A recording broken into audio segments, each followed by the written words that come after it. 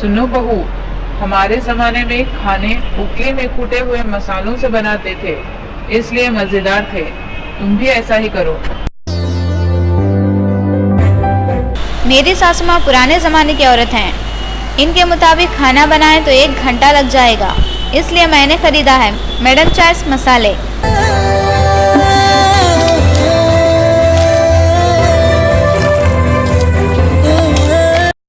इन मसालों से घर में मज़ा ही मज़ा।